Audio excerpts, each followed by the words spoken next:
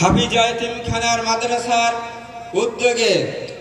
30তম আজিমুল 30তম বার্ষিক ওয়াজ মাহফিলের প্রধান আকর্ষণ, প্রধান বক্তা, বিশিষ্ট ইসলামী চিন্তাবিদ ও আন্তর্জাতিক খ্যাতি সম্পন্ন বক্তা আলহাজ হযরত মাওলানা নাসির আহমদ গোপালগঞ্জ হযরতকে কুরআন হাদিসের আলোকে আলোচনা করার জন্য বিনীত নিবেদন করছি।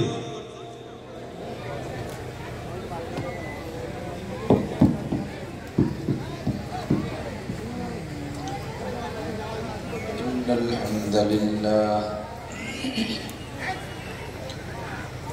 والصلاة والسلام على من لا نبي بعده أما بعد فأعوذ بالله من الشيطان الرجيم بسم الله الرحمن الرحيم إن تجتنبوا كبائر ما تنهون عنه نكفر عنكم سيئاتكم